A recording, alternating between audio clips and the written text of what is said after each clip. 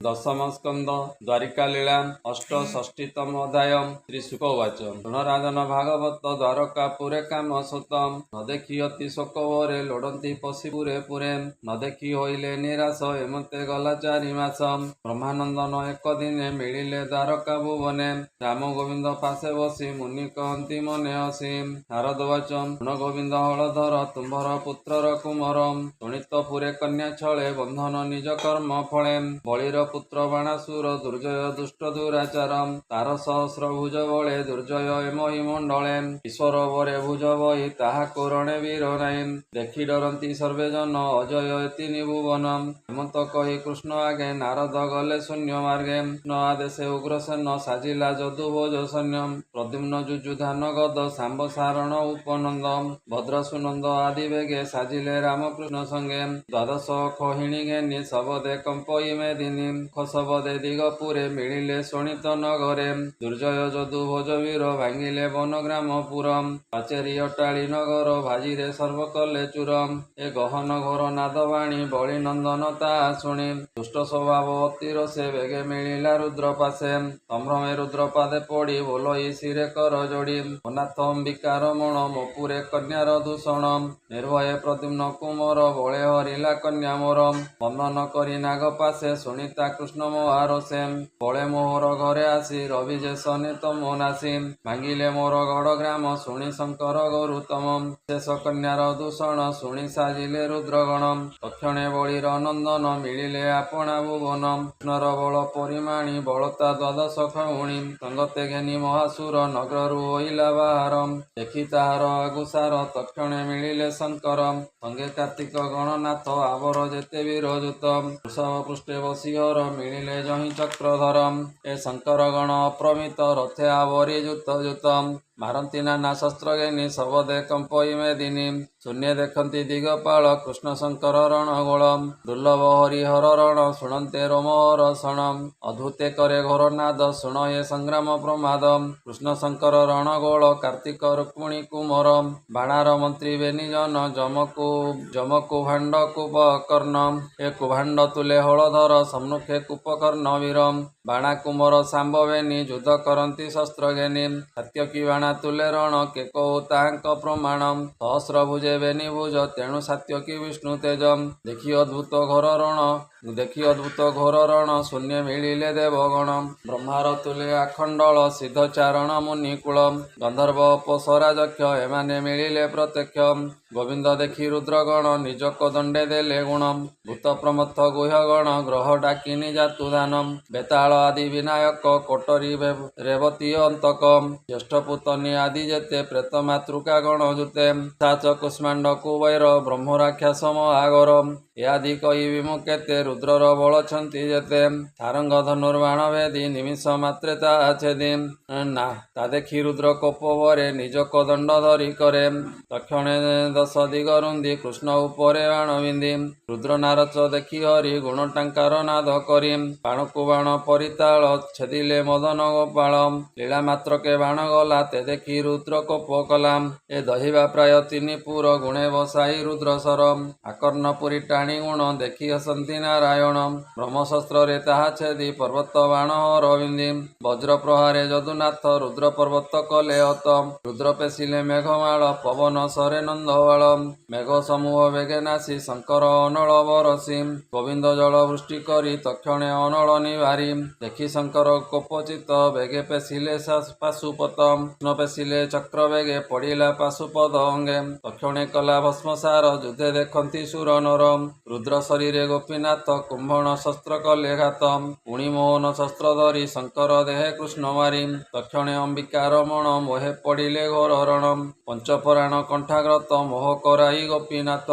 बाणासुरर बल देखि धनुकु कले ऊर्ध्वमुखी गदा खड़ग बाणे हरि द्वादश खेउणी संहारी गोविंद कले शंख ध्वनि सबदे कंपिला मेदिनी कार्तिक प्रद्युम्नुर तुले घोर समर युद्ध काले प्रद्युम्न बाणे मोह गला मयूर घेनी पलाइला कुभाण्ड ପ୍ରଚଣ୍ଡ କୁପକର୍ଣ୍ଣ ଘେନି ରାମର ତୁଲେ ଅନ୍ୟ ଅନି ଯୁଦ୍ଧ କରନ୍ତି ଗୁରୁତର ଦେଖି କୋପିଲେ ହଳଧର ମୁସଳ ଘେନି ବେଗେ ପିଟି ପଡ଼ିଲେ ବେନି ବୀର ଲୋଟି ଅଧିକ ଯେତେ ବୀର ଥିଲେ ସମର ଛାଡ଼ି ପଳାଇଲେ ସାତ୍ୟକୀ ତୁଲେ ବାଣାସୁର ନିବିଡ଼େ କରଇ ସମର ଦେଖଇ ନିଜ ସୈନ୍ୟ ନାହିଁ ସଭଏ ଦଶ ଦିଗ ଚାହିଁ ନ ଦେଖି ବଳିର କୁମର କୋପ ବସିଲା ଗୁରୁତର ସାତ୍ୟକୀ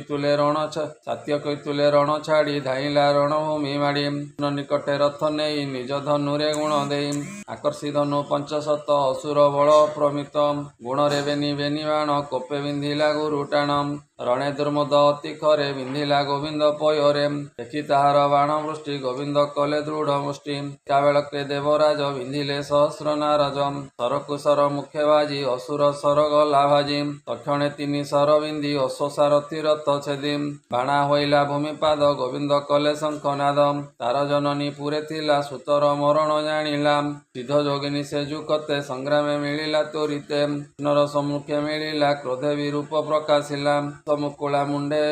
ଚାଲେ ବସ୍ତ୍ର ହିଁ ନାହିଁ କଟି ତୁଲେ ବିଭତ୍ସ ଦେଖିଣ ଶରୀର ବିଷ୍ଣୁ ସୁମରି ଗଦାଧର ଅଧୋବଦନେ ନାରାୟଣ ବିରଥି ହୋଇଥିଲା ବାଣ ବେଗେ ପଳାଇ ପୁରେ ପଶି ଭୋଜନେ ଜୀବନ ଆଶ୍ୱାସୀ ଗୃହରେ ହୋଇଲା ନିଶ୍ଚିନ୍ତ ଏମତେ ଶୁଣ ନରନାଥ ଏ ରୁଦ୍ର ଯେ ପଡ଼ିଥିଲେ ମୋଏ ଜ୍ଞାନ ପଶିଲା ନିଜ ଦେହେ ଉଠି ସମ୍ଭାଳି କଳେବର ଶରୀରୁ ଜାତ କଲେ ଜ୍ୱର ବୋଇଲେ କୃଷ୍ଣ ମାର ତୁଇ ତକ୍ଷଣେ ଶିବ ଆଜ୍ଞା ପାଇ ସ୍ୱଭାବେ ତ୍ରିଶିର ତ୍ରିପାଦ ଚଳନ୍ତେ କରେ ଘୋର ନାଦ ସବଦେ ଭୁବନ କମ୍ପିଲା କୃଷ୍ଣର ନିକଟେ ମିଳିଲା ଅଦ୍ଭୁତ ତାର ରୂପ ଦେଖି ଅଳପ ହସି ପଦ୍ମ ଆଖି ବିଷ୍ଣୁ ଆଜ୍ଞାରେ ବିଷ୍ଣୁ ଜ୍ୱର ଶରୀରୁ ହୋଇଲା ବାହାର ଉଭୟ ଜ୍ୱର ଏକ ମେଳେ ଶୂନ୍ୟ ଦେଖନ୍ତି ଦିଗ ପାଳେ କୋପେ ଯୁଜନ୍ତି ବେନି ଜ୍ୱର ସବଦେ କମ୍ପେ ତିନି ପୁର ବଜ୍ର ଶବଦ ଘୋର ନାଦେ ସମର କଲେ ମହାଯୁଧେ ବିଷ୍ଣୁର ତେଜ ମହାଘର ଦେଖି ଭାଜିଲା ଶିବ ଜ୍ୱର ପଳାଇ ଗଲା ଅନ୍ତରିକ୍ଷେ ଗୋଡ଼ାଇ ବିଷ୍ଣୁ ଜ୍ୱର ପଛେ ଭ୍ରମିଲା ଦଶ ଦିଗ ତ୍ରାସେ କେହି ନହିଲେ ତା ବିଶ୍ୱାସେ 14 ଭୁବନେ ପଶିଲା ଶରଣ କେହି ନ ରଖିଲା ବିଷ୍ଣୁ ବୈରୀ କେ ବିଶ୍ୱାସ ଜୀବନେ ଅଛି ଯାର ଆସ ନିରାଶେ ରୁଦ୍ର ଜ୍ୱର ଧାଇଁ ମିଳିଲା କୃଷ୍ଣ ପାଶେ ଯାଇ ଭଏ ରାବଣ ଘୋର ନାଦେ ଶରଣ ଗଲା କୃଷ୍ଣ ପାଦେ ଆରତେ କୃଷ୍ଣ ପାଦେ ଯାଇ କର ଯୁଗଳ ଶିରେ ଦେଇ ଅଞ୍ଜଳି କରିବେନି କର ସ୍ତୁତି କରଇ ଶିବ ଜ୍ୱର ନମସ୍ତେ ପ୍ରଭୁ ଭାବଗ୍ରାହୀ ଅନନ୍ତ ଶକ୍ତି ଅଟୁ ତୁଇ ପରମ ଈଶ୍ୱର ତୁ ହରି ଜଗତ ଆତ୍ମା ରୂପେ ପୁରୀ ତୋହର ନାହିଁ ଆଦି ଅନ୍ତ କେବଳ ଆତ୍ମାଜ୍ଞାନ ତୋତ ପାଳନ ସଂହାରଣ ତୁ ନାଥ ପରମ କାରଣ ଯେତେକ ବ୍ରହ୍ମ ଜ୍ଞାନ ମତ ବେଦାନ୍ତ ବୋଲନ୍ତି ପ୍ରଶାନ୍ତ କାଳ ଦୈବ କର୍ମ ଜୀବ ଏମନ୍ତେ କରମ ସ୍ୱଭାବ ତୁଦେବ କ୍ଷତ୍ରୀ ପ୍ରାଣ ଆତ୍ମା ବିକାର ପରେ ଗୁଣ ସୀମା ଏ ଦୋଷ ଗୁଣ ଏକ କରି ତୋମାୟା ଜୀବ ରୂପ ଧରି ଅଙ୍ଗରେ ଫଳ ଏ ବ୍ରହ୍ମାଣ୍ଡ ଏଣୁ ଲଗ୍ନ ତୋର ପିଣ୍ଡ ଲୀଳାଏ ଉତ୍ତପର୍ଣ୍ଣ ହେଉ ନାଥ ଭାବେ ଦେହ ଦେବତା ସାଧୁ ଲୋକ ଧର୍ମ ଯଜ୍ଞାଦି ଯେତେ ଶୁଭ କର୍ମ ସାଧୁ ହିଂସନ୍ତି ଯେତେ ପ୍ରାଣୀ ତାହାଙ୍କୁ ଦଣ୍ଡୁ ଚକ୍ର ପାଣି ତୋହର ଜନ୍ମ ଏ ସଂସାରେ ଭୂମିର ଭାର ଖଣ୍ଡିବାରେ ତୋହର ତେଜ ନିଜ ଜ୍ୱର ଦୁଃସହ ଘୋର ଭୟଙ୍କର ତାହାର ତେଜ ଶାନ୍ତି ପାଇଁ ବ୍ରହ୍ମାଣ୍ଡେ ଭ୍ରମିଶ୍ରମୀ ହୋଇ ପଶିଲି ତୋହର ଶରଣ ତୁ ମତେ ରଖ ନାରାୟଣ ଯାବତ ଜନ ତୋର ପାଦେ ଶରଣ ପଶେ ଅପ୍ରମାଦେ ତାବତ ତାପତ୍ରୟେ ଦୁଃଖୀ କର୍ମ ବନ୍ଧନେ ଉପଲକ୍ଷୀ ହେମନ୍ତ ଜ୍ୱର ବାକ୍ୟ ଶୁଣି ହସି ବୋଲନ୍ତି ଚକ୍ରପାଣି ଋଷିର ଶୁଣ ମୋ ବଚନ ମୁଁ ତୋତେ ହୋଇଲି ପ୍ରସନ୍ନ ତୋତେ ମୋ ଜ୍ୱର ଭୟ ନାହିଁ ଶୁଣ ମୁଁ ପ୍ରସନ୍ନେ ବୋଲଇ ତୋହର ମୋହର ସମ୍ବାଦ ଯେ ଶୁଣେ ନାସେ ତା ପ୍ରମାଦ ଜ୍ୱର ନ ଲାଗୁ ତା ଶରୀର ସତ୍ୟ ବଚନ ଏ ମୋହର ମତେ କୃଷ୍ଣ ବାକ୍ୟ ଶୁଣି ଜ୍ୱର ନ ମିଲା ଚକ୍ରପାଣି ଆନନ୍ଦେ ଗଲା ଶିବ ଜ୍ୱର ଏବେ ଶୁଣ ନୃପବର ବାଣା ଯେ ନିଜ ପୁରେ ଥିଲା ପୁଣି ସଂଗ୍ରାମେ ବିଜେ କଲା ରଥେ ବସିଲା କୋପ ଭରେ ଅଧ ସହସ୍ର ଧନୁ ଧରେ ସହସ୍ର ଭୁଜେ ମହାରସେ ବାଣ ବରସେ ଦଶ ଦିଶେ ଆୟୁଧ ନାନା ରୂପେ ଧରି ମିଳିଲା ଜହିଁ ନର ହରି ବାଣ ବରସେ ମହାଘର ଯେନେ ବରସେ ଜଳଧାର ଦେଖି ତାହାର ବାଣ ବୃଷ୍ଟି କୃଷ୍ଣ ଚାହିଁଲେ ଊର୍ଧ୍ୱ ଦୃଷ୍ଟି ସୁଦର୍ଶନ ଘେନି ହସ୍ତେ ଆସନ୍ତେ ପ୍ରହାରିଲେ ପଥେ ବାଣ ବରସେ ଚାରି ଦିଗେ କୋପେ ଛେଦିଲେ ଶୂନ୍ୟ ମାର୍ଗେ ବଜ୍ର ଶବଦ ପ୍ରାୟ ପୁରୀ କୋଟି ତପନ ରୂପ ଧରି ପଡ଼ିଲା ବାଣାସୁର କନ୍ଦେ ଭୁଜ ଛେଦିଲା ଘୋର ନାଦେ ବାମ ଦକ୍ଷିଣେ ବେଗେ ପଡ଼େ ବୃକ୍ଷରୁ ପତ୍ର ଯେନେ ଜଡ଼େ ବାଣର ଭୁଜ ନାଶ ଦେଖି ଶଙ୍କର ସମର ଉପେକ୍ଷୀ ମିଳିଲେ ଗୋବିନ୍ଦ ନିକଟେ ଦେବେ ଦେଖନ୍ତି ଶୂନ୍ୟ ବାଟେ ଭକତ ବନ୍ଧୁ ଭୂତନାଥ ଶିରେ ନିବେଶିବେ ନିହସ୍ତ କରନ୍ତି ଚକ୍ରଧର ଚାହିଁ ତୁ ନାଥ ସର୍ବଭୂତ ଦେଇ ଅଶେଷ ପରମ କାରଣ ତୁ ବ୍ରହ୍ମ ପୁରୁଷ ପ୍ରମାଣ ପରମ ଜ୍ୟୋତି ରୂପ ତୋର ଚର୍ମଲୋଚନ ଅଗୋଚର ନିର୍ମଳ ଆତ୍ମା ଯୋଗୀ ଜନେ ତୋତେ ଭାବନ୍ତି ଶୁଦ୍ଧ ମନେ ତୋତେ ଦେଖନ୍ତି ପୁଣ୍ୟମୟେ ତୁ ଆତ୍ମ ରୂପେ ସର୍ବଦେହେ ତୋହର ଆତ୍ମା ଅନ୍ତରିକ୍ଷ ବଦନୁ ଅନଳ ପ୍ରତ୍ୟକ୍ଷ ଆପତ ତୋହର ରେତ ସାର ଗଗନେ ଘେନି ତୋର ଶିର ମରୁତ ତୋହର ଶ୍ରବଣ ମେଦିନୀ ପ୍ରକାଶେ ଚରଣ ତୋହର ମନ ନିଶାକର ରବିତ ନୟନ ବାହାର ତୋର ଆତ୍ମାର ନିକଟେ ସର୍ବଜଳଧି ତୋର ପେଟେ ତୋହର ଭୁଜୁ ଆଖଣ୍ଡଳ ତୋତହୁଁ ଜନ୍ମିଲେ ସକଳ ହିମୁତ ଗଣ ଶିର କେଶ ବିରଞ୍ଚି ସୁମତି ପ୍ରକାଶ ତୋର ଭୂଷଣ ପ୍ରଜାପତି ଯେଣୁ ନ ଲାଗେ ତୋର ଗତି ଧର୍ମତ ହୃଦରୁ ପ୍ରକାଶ ଯେଣୁ ତୁ ବିରାଟ ପୁରୁଷ ଜଗତେ ତୋର ଅବତାର ଧର୍ମ ରକ୍ଷଣେ ଚକ୍ରଧର ଜଗତ ହିତେ ତୋର ଦେଇ ତୋ ମାୟା ଭାବେ ଆମ୍ଭ ହୋଇ ସାତ ଭୁବନ ଭିଆଇ ରକ୍ଷା ପାଳନେ ତୋର ଦେଇ ଧୀର ପାଳନ ସଂହାରଣ ତୋହର ଆଜ୍ଞା ପରମାଣ ଆଦି ପୁରୁଷ ନାଥ ତୁଇ ଦ୍ୱିତୀୟ ଭାବ ତୋର ନାହିଁ ଆଜ୍ଞା ପ୍ରକାଶ ଶୂନ୍ୟ ଜ୍ୟୋତି ହେତୁ ଅହେତୁ ତୁ ଶ୍ରୀପତି ପ୍ରକାଶ ହେଉ ଯଥାବିଧି ତୋ ମାୟା ସକଳ ପ୍ରସିଦ୍ଧି ସୂର୍ଯ୍ୟରୁ ତହୁଁ ଛାୟା ଜାତ ଛାୟା ମୋହିତ ଛାୟା କାନ୍ତ ଛାୟାର ବଳେ ନାନା ରୂପ ତୋର ମହିମା ମହାକଳ୍ପ ତୋ ଗୁଣେ ନହୁ ତୋ ବିନାଶ ରବି ଯେ ସନେ ସୁପ୍ରକାଶ ଆତ୍ମା ପ୍ରକାଶେ ତମ ନାଶେ ତପନ ଯେ ସନେ ଆକାଶେ ନାଥ ନିଶ୍ଚୟ ଶୁଦ୍ଧ ଜ୍ଞାନ ମହାମହିମା ଭଗବାନ ତୋର ମାୟାରେ ବୁଦ୍ଧି ନାଶି ଆମ୍ବର ଗଳେ ମୋହ ଫାସି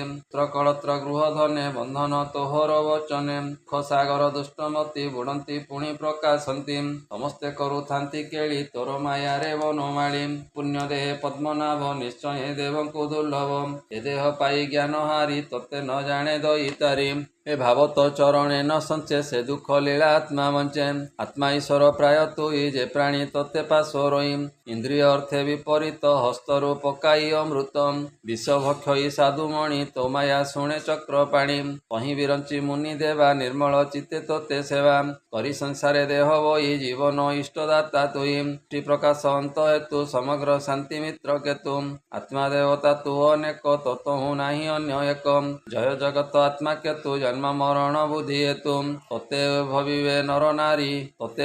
ନର ନାରୀ ଏ ମାୟା ବନ୍ଧନୁ ନିସ୍ତରୀ ହେବାଣାସୁର ଭକ୍ତ ମୋର ପ୍ରିୟ ସୁହୃଦ ଅନୁଚର ଏହାର ତପେ ତୋଷ ହୋଇ ଅଭୟ ଦେଇଛି ଗୋସାଇଁ ଦେବର ପ୍ରତିପାଳ ତୁଇ ଏହାକୁ ଭାବେ ତୋଷ ହୋଇ ଅସୁର ପୁତ୍ର ପ୍ରହ୍ଲାଦ ବଞ୍ଚିଲା ଅନେକ ପ୍ରମାଦ ତୋର ପ୍ରସାଦେ ଭାବଗ୍ରାହୀ ତୋର ସେବକ ରକ ତୁଇ ହେମନ୍ତ ଶମ୍ଭୁ ବାକ୍ୟ ଶୁଣି ହସି ବୋଲନ୍ତି ଚକ୍ରପାଣି ଏ ଭଦେବ ତୋହର ବଚନ ଅବଶ୍ୟ କରିବି ପାଳନ ଯେମନ୍ତ ଆଜ୍ଞା ଦେବୁ ମତେ କରିବି ତୋର ଅନୁମତେ ଏ ମୋର ହସ୍ତେ ନ ମରଇ ଭଲେ ଜାଣଇ ଏହା ମୁଇଁ ମୋର ଭକତ ପ୍ରହ୍ଲାଦ ତାରେ ନ ଲାଗେ ପରମାଦ ତାର କୁମର ବୈଲୋଚନ ବଳି ତାହାର ବୀର୍ଯ୍ୟ ଜନ୍ମ ବଳିର ପୁତ୍ର ବାଣାସୁର ଏଣୁ ଏ ଅବଧ୍ୟ ମୋହର ପ୍ରହ୍ଲାଦର ବଂଶ ଯେଣୁ ଏହାକୁ ନ ମାରଇ ତେଣୁ ପୂର୍ବେ ମୁଁ ବର ଅଛି ଦେଇ ତୋ ବଂଶ ନ ମାରିବି ମୁଇଁ ଏହାର ଗର୍ଭ ନାସିବାରେ ଚକ୍ର ପେଶିଲି କୋପବରେ ସହସ୍ର ଭୁଜ ଛେଦି କରି ଦ୍ୱାଦଶ ଖେଉଣି ସଂହାରି ତ୍ରିଦଶ ହିତେ ଭୂମି ଭାର ବିନାଶ ଅର୍ଥେ ଅବତାର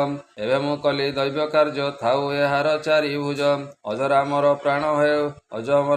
ପ୍ରାଣ ହେଉ ତୋର ସେବକ ସୁଖେ ରହୁ ଅଭୟ ହେଉ ଏ ଅସୁର ହେମନ୍ତ କୃଷ୍ଣ ଦେଲେ ବର ହେମନ୍ତେ କୃଷ୍ଣ ବାକ୍ୟ ଶୁଣି ଅସୁର ନମେ ଚକ୍ର ପାଣି ବଜାନ୍ତି ନାନା ରଙ୍ଗେ ବାଦ୍ୟ ରଥେ ବସାଇ ଅନିରୁଦ୍ଧ କନ୍ୟା ସହିତ ସଜ କଲା କୃଷ୍ଣ ନିକଟେ ସମର୍ପିଲା ଯାଦବ ବଳ ମଧ୍ୟ ହରି ବର କନ୍ୟାକୁ ରଥେ ବରି ରୁଦ୍ରଙ୍କୁ କରି ନମସ୍କାର ଦ୍ୱାରକା ବିଜେ ଦାମୋଦର କୃଷ୍ଣ ବିଜୟ ଦ୍ୱାର ପୁରୀ ଅଧିକେ ଅଳଙ୍କାର ବରି ତୋରଣା ବାନ୍ଧି ଉଚ୍ଚ ବୃକ୍ଷେ ମାର୍ଜନା କଲେ ଦଣ୍ଡ ରାଜେ ମଙ୍ଗଳ ଦୁର୍ବାଙ୍କୁର ଘେନି ଆନନ୍ଦେ ମିଳିଲେ କାମିନୀ ଶଙ୍ଖ ଦୁନ୍ଦୁମି ବାଦ୍ୟଗର ଆଶିଷ ଦେଲେ କନ୍ୟାବର ଆନନ୍ଦେ ଗୀତ ନୃତ୍ୟ ବାଦ୍ୟ ବିଜୟ ଦ୍ୱାରକା ସମ୍ପଦ ହେମନ୍ତେ ହରିହର ରଣ ଯେ ନର କରନ୍ତି ଶ୍ରବଣ ପ୍ରଭାତ କାଳେ ପ୍ରତିଦିନେ ଯେ ପ୍ରାଣୀ ଚିନ୍ତେ ଶୁଦ୍ଧ ମନେ ତାହାର ନାହିଁ ପରାଭବ ନିରତେ ରଖଇ ମାଧବ କହଇ ବିପ୍ର ଜଗନ୍ନାଥ ସୁଜନ ହିତେ ଭାଗବତ ଶ୍ରୀମଦ ଭାଗବତେ ମହାପୁରାଣେ ପରମହଂସ୍ୟାମି ସହିତାଂ 82 ଦଶମ ସ୍କନ୍ଧେ ଅନିରୁଦ୍ଧ ଉଷା ହରଣେ ନାମ ଅଷ୍ଟଷଷ୍ଠୀତମ ଅଧ୍ୟାୟ। बोल आनंदी कबार हरि हरि बोल।